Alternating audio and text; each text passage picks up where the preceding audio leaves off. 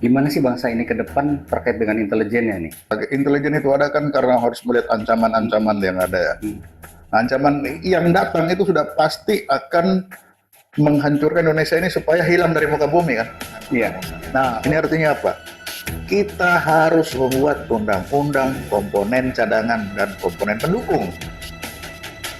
Berarti sekarang Belum ada ya, Pak? Belum ada di negara ini. Iya. Misalkan Iya. wartawan jangan menyebar hoax lah. Iya. Itu kan, itu udah bela negara. Jadi bela negara bukan tembak-tembakan aja. Itu kekeliruan itu. Jelas padahal gitu. Udah jelas. Iya, iya. Jadi ini bukan mau saya, bukan mau ini mau undang-undang. Ya Pak, tapi ini Pak. Tapi ini penting Pak, karena saya lihat masyarakat juga sebenarnya nggak terlalu aware dengan betul. isu yang ada. Ya, betul. Kemarin ada bela negara, mereka juga heboh gitu kan. Bela negara, tapi dasarnya juga nggak tahu. Apa bela negara? Iya. Kemudian yang Komcat gitu kan, mereka berebut dengan Komcat dengan seragamnya dengan. Jangan dibalik. Di dalam komponen cadangan ada sumber daya, ada manusia, ada sarana prasarana. Iya. Bukan di dalam sarana prasarana ada komponen cadangan. Jangan dibolak-balik, itu namanya serupa tapi tak sama. Itu hasil pekerjaan Intelijen. Hai, saya Rudi Rahadian. Jumpa lagi di Spill the Beans, sebuah program yang akan mengangkat berbagai kisah menarik di balik fenomena atau peristiwa yang pernah terjadi selama ini. Tentunya kita bisa menjadikan kisah-kisah ini pengalaman dan pelajaran berharga untuk kita semua. Mari kita spill apa yang terjadi di balik ini dengan menelusuri fakta, mengungkap rahasia, dan mengangkat kebenaran yang terjadi melalui Spill the Beans.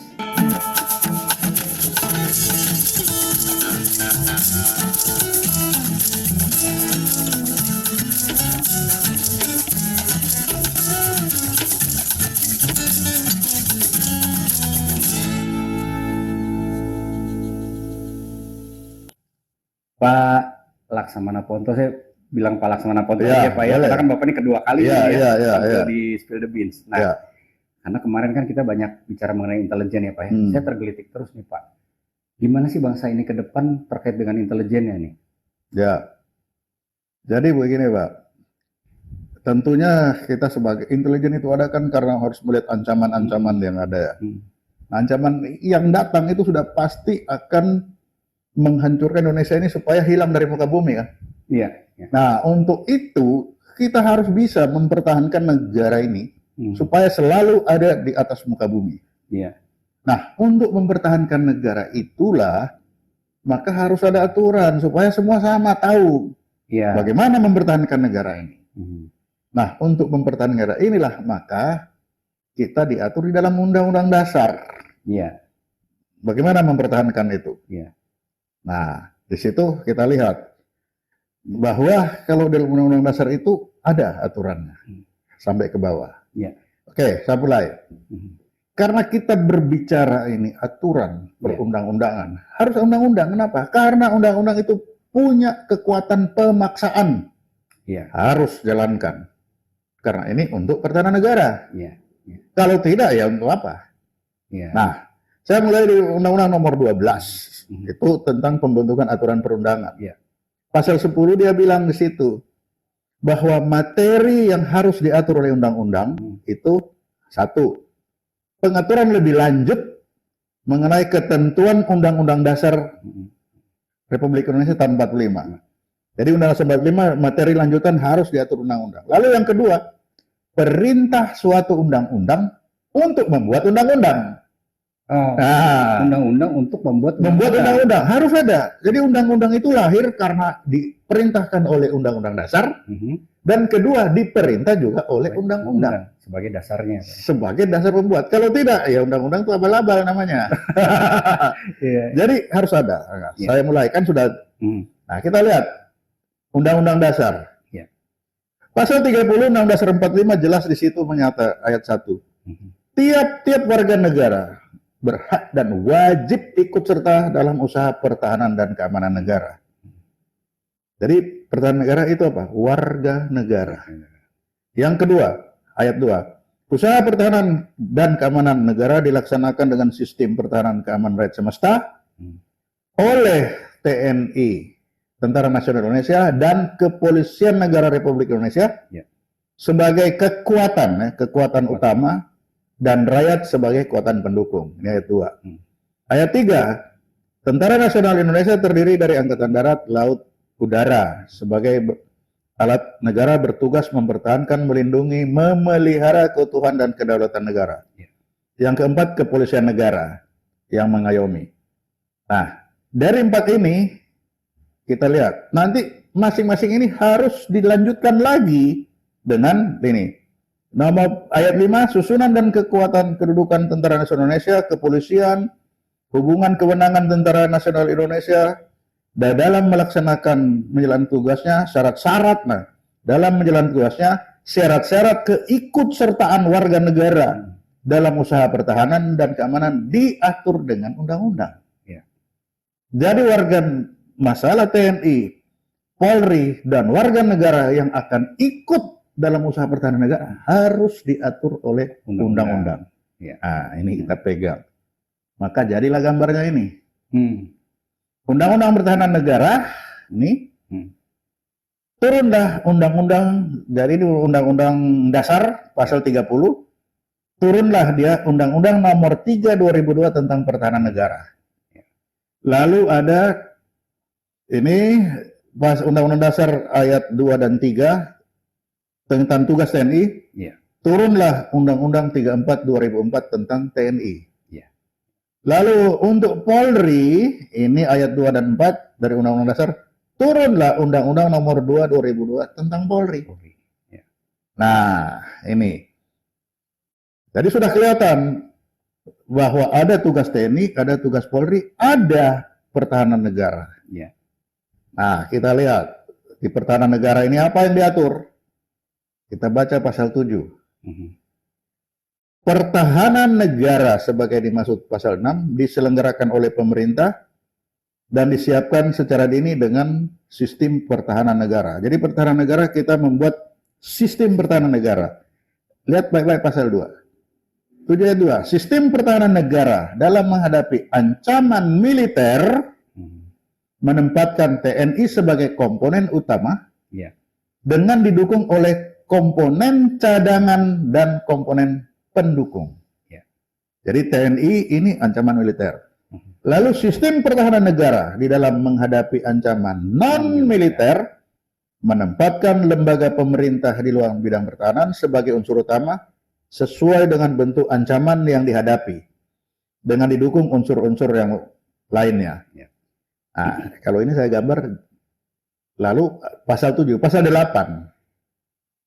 Komponen cadangan itu apa saja? Komponen cadangan terdiri atas warga negara. Nah, nomor 1 warga negara. Sumber daya alam, sumber daya buatan, serta sarana prasarana nasional yang disiapkan dan dikerahkan melalui mobilisasi guna memperbesar dan memperkuat komponen utama. Jadi komponen cadangan itu untuk komponen utama. Dia disiapkan untuk itu. Lalu komponen pendukung juga sama, terdiri dari warga negara, sumber daya alam nasional, sarana prasarana yang tidak langsung, tapi secara langsung dan tidak langsung dapat meningkatkan kekuatan komponen utama dan cadangan. Jadi komponen pendukung pun itu untuk komponen utama. Kita lihat ayat 3. Komponen cadangan dan komponen pendukung sebagaimana dimaksud ayat 1 dan 2 diatur dengan undang-undang. Ini artinya apa? Kita harus membuat undang-undang komponen cadangan dan komponen pendukung. Berarti sekarang belum ada ya, Pak? Belum ada. Yang ada itu lahir dari undang-undang PSDN. Undang-undang PSDN, pengelolaan sumber daya nasional untuk pertahanan negara. Nah, itu nanti kita bicarakan itu. Tapi yang jelas bagi saya, belum ada undang-undang komponen cadangan. Kenapa? Judulnya di sini, komponen cadangan dan komponen pendukung, sebagaimana ayat 1 dan 2, diatur dengan undang-undang. Jadi akan lahir undang-undang komponen cadangan dan undang-undang komponen pendukung. Itu perintah undang-undang untuk membuat undang-undang. Nah, itu yang tadi. Itu ya, Pak, ya? Ya, itu. Ini undang-undang ini memerintahkan untuk membuat undang-undang. Nah, kita lanjut. Ini TNI dengan tugas pokoknya. Nah, jadinya gambarnya seperti ini. dari Undang-Undang Nomor 3 ini, dia memerintahkan untuk membuat Undang-Undang Komponen Cadangan dan Undang-Undang Komponen Pendukung. Komponen cadangan dan pendukung dua-duanya untuk memperkuat komponen utama TNI, ya kan? Lalu di sini ini Undang-Undang Nomor 3, ancaman non militer. Kalau ini ancaman militer, ini non militer, lembaga departemen terkait. Ini nanti dia ketemunya dengan Undang-Undang Polri. Ini dari Polri di sini. Jadi Polri dengan lembaga terkait dia ada di sebelah sini nih. Nah, kita lanjut. Pasal 9. Nah ini, setiap warga negara berhak dan wajib ikut serta dalam upaya bela negara. Ya kan? Wajib upaya bela negara yang diwujudkan dalam penyelenggaraan pertahanan negara. Nah, ayat 2-nya, keikutsertaan warga negara dalam upaya bela negara sebagai di mana dimaksud ayat 1 diselenggarakan melalui ini pendidikan kewarganegaraan, pelatihan dasar kemiliteran secara wajib, pemilihan dasar kemiliteran, pengabdian sebagai prajurit TNI secara sukarela atau wajib, dan pengabdian sesuai dengan profesi. Inilah yang disebut bela negara. Tapi kita lihat yang ketiga, ketentuan mengenai pendidikan kewarganegaraan, pelatihan dasar kemiliteran secara wajib, dan pengabdian sesuai dengan profesi diatur dengan undang-undang.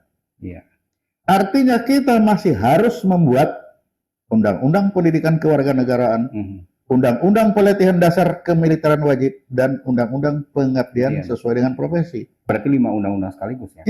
Iya. Semua ada dasar undang-undangnya ya dari setiap. Ya, ini yang saya bilang tadi, perintah undang-undang untuk membentuk undang-undang. Contoh, kenapa kacau warga negara Indonesia sekarang? Karena belum ada aturan warga negara Indonesia itu yang baik seperti apa sih? Harus diatur oleh undang-undang. Kenapa? Undang-undang itu memiliki kekuatan pentaatan. Kalau nggak jalankan, ada sanksi. Kekuatan pentaatan. Pentaatan, harus ada pentaatan kalau undang-undang itu. Akhirnya orang jadi nggak taat karena nggak ada yang. Ya karena nggak ada, suka-suka. Ini bela negara. Nah, itulah yang disebut bela negara. Jadi bela negara bukan pergi ke Kodam, kita latihan tembak menembak. Bukan itu, bukan hanya itu. TNI itu sudah bagian dari bela negara. Kan di sini pengabdian sebagai prajurit TNI itu sudah bela negara. Ketika kita belajar pendidikan kewarganegaraan itu juga bela negara. Pengabdian sesuai dengan profesi itu bela negara. Kalau profesinya apa? Wartawan. Ya bagaimana kita jadi wartawan yang baik untuk membela negara ini? Diaturlah di sini. Seperti apa sih masing-masing profesi itu? Dalam membela negara ini, misalkan wartawan jangan menyebar hoax lah. Itu kan, itu udah bela negara. Jadi bela negara bukan tembak-tembakan aja. Itu kekeliruan itu. Jadi betapa luas bela negara. Nah, ini. Jadi ada masing-masing undang-undang. Maka lahirlah ini.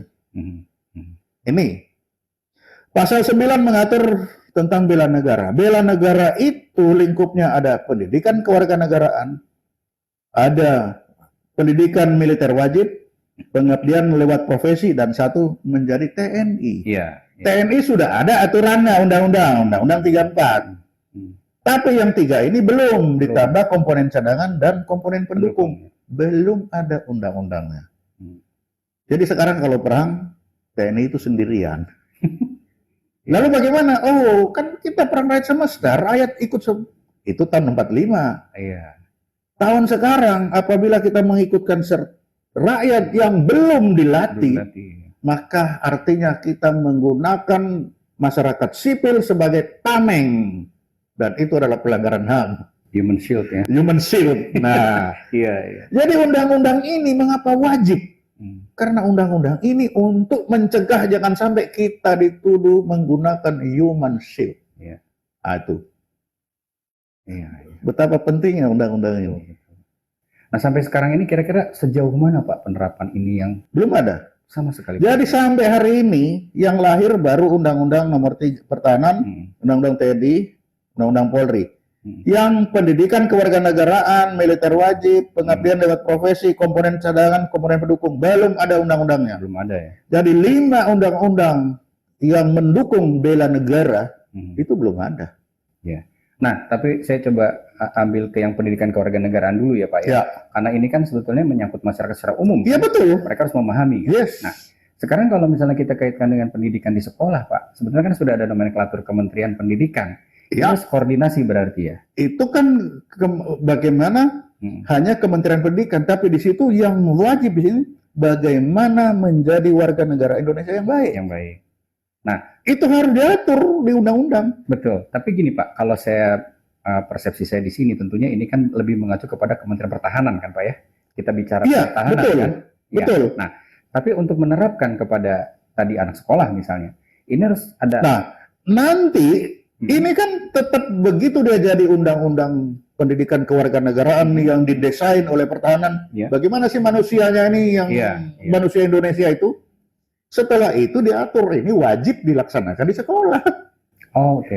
Kan begitu. Nanti sebagai pelaksananya ya, Ya sekolah. dari sekolah. Iya, hanya undang-undang itu Iya, punya. iya.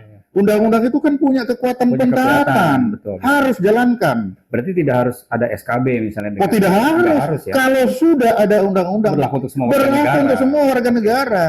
Iya. Di situ kita tinggal atur pendidikan kewarganegaraan mau lewat mana? Iya. Lewat pramuka, lewat RT, RW, sekolah atau mana? Diaturlah di situ yang benar. Nah, gini Pak, barusan Itu. saya perhatikan nih Pak, kalau saya lihat ini kan sangat ideal ya Pak ya. Iya. Nah, yang saya pengen tahu nih Pak, sampai sejauh mana Kementerian Pertahanan sudah menjalankan ini semua Pak dalam prosedurnya? Ya belum ada. Belum ada. Sorry to say kalau aku katakan, justru saya heran mengapa Kemhan itu perintah undang-undang itu jelas Iya. melahirkan 5 undang-undang tadi. Iya. Tapi yang dilahirkan undang-undang PSDM yang tidak diperintahkan undang-undang dan tidak diperintahkan oleh undang-undang dasar. Padahal kalau saya baca isinya, di situ dia sudah mengatur komponen cadangan. Iya. Dia mengatur komponen pendukung. Lah kenapa itu nggak dipangkas jadi 2 undang-undang? Komponen cadangan, komponen sudah jadi kan? Iya, dan jelas gitu. Dan ya. jelas sesuai Iya, aturan. iya. Daripada PSDM yang tidak diperintahkan oleh undang-undang dan tidak turunan undang-undang dasar. Iya. Ya, saya lihat begini Pak, apalagi sekarang kan ini kita Tuh. sedang memasuki masa transisi ya Pak ya. Artinya ini kan hal yang krusial. Ya, Berarti betul. ke depan ini kan harus dipersiapkan. Kementerian Pertahanan harus Iya, jelas. membuat sistem yang jelas ya Pak ya. Itu saya bilang di permukaan. Iya. Untuk mempertahankan Indonesia ini ada di muka bumi ini, ya undang-undang pertahanan ini harus dijalankan apa perintahnya. Iya. Oke. Kan itu. Hmm. Dan itu kan sudah ada di dalam undang presiden, ada komponen cadangan, ada komponen pendukung. Mungkin militer wajib belum ada, pengabdian lewat profesi seperti Iya, apa. Ya ini mari kita buat. Kenapa sudah dari tahun 2002? Ya, 2002. 2002 ya. Ini sudah 2024. 5 ini tidak 22 dibuat. tahun. Dan yang bagi saya menyedihkan, mengapa PSDN yang dibuat? Iya, betul. Padahal di sini ada 5 ini. Udah jelas padahal. Sudah jelas. Iya. Jadi ini bukan mau saya, ini mau undang-undang. Ya paham Pak, tapi gini Pak, kalau saya tadinya kan tidak memahami sedetail ini, mungkin kalau Bapak dengan latar belakang yang memang sebetulnya lebih langsung ke sana kan bisa paham menguraikan ini Pak. Tapi ini penting Pak, karena saya lihat masyarakat juga sebetulnya nggak terlalu aware Ya betul. yang ada. Ya betul. Kemarin ada bela negara, mereka juga heboh gitu kan.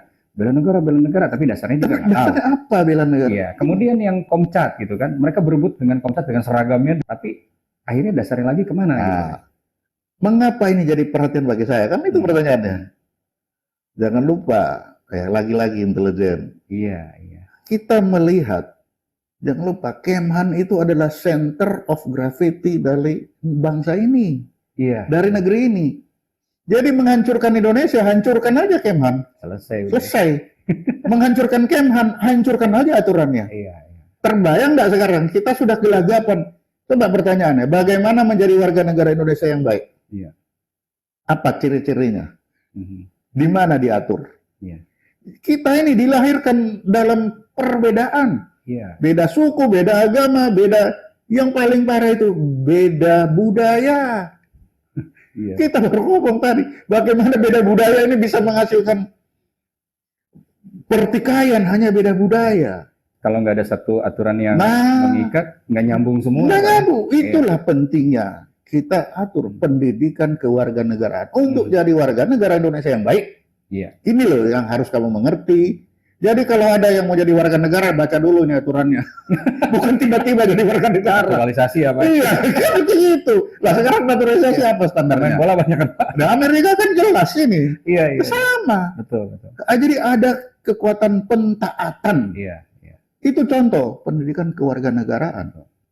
Saya pikir begini Pak, hal-hal yang seperti ini kan sangat basic ya Pak ya. Kayak kemarin kita mendengar isu pramuka segala macam. Ya artinya jadi meluas kan, persepsi Betul. berbeda-beda tiap orang. Ya. Tapi kalau dengan undang-undang ini kan clear Pak semuanya, Ya. jelas gitu kan. Nah, makanya bilang hati-hati. Saya tidak mau bilang bahwa pekerjaan intelijen itu Iya. salah satunya adalah pembodohan kan.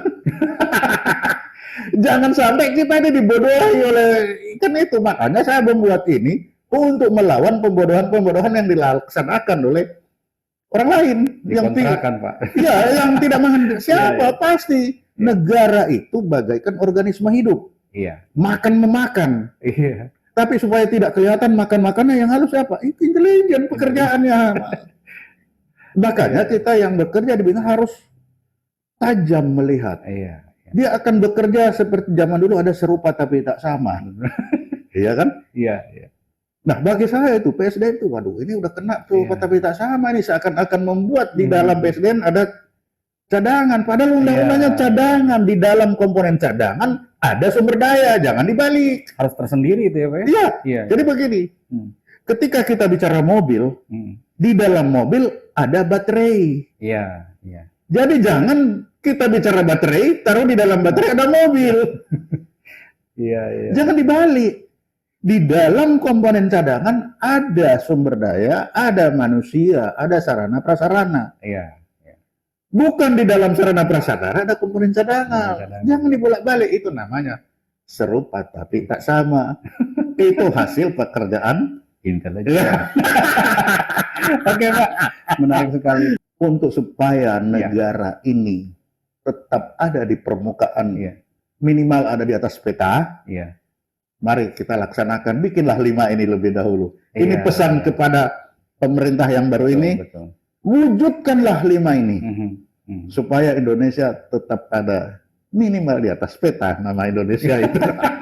Demikian itu yang saya Baik, Pak. sampaikan. Iya, baik. Ya. Aduh, terima kasih Ya. banyak nih Pak. Terima Ya, kasih Pak. terima Betul. kasih. Ini setelah kemarin kita ngobrol yang pertama nih, ini juga ini saya rasa gongnya nih Pak. Ya, itu dia. Oke Pak. Baik, barusan kita mendengar paparan dari Pak Soleman Ponto bahwa pentingnya intelijen di sini adalah menganalisa, mengamati dan juga membuat solusi bagaimana sistem pertahanan negara ini. Tentunya kalau kita sudah mengetahui sekarang ternyata belum banyak hal yang terpenuhi dari apa yang harusnya bangsa ini lakukan. Mari ke depan kita menata ulang, kita meriset negara ini sehingga apa yang terjadi khususnya di Kementerian Pertahanan yang tadi Pak Ponto bilang adalah center of gravity ini dapat bekerja secara baik dan secara optimal sehingga kita sebagai masyarakat Indonesia akan merasa aman, tenang dan damai dengan aturan dan undang-undang yang dibuat dengan sebagaimana mestinya. Saya Ruli Rahadian, kita bertemu lagi di Spill the Beans yang akan datang.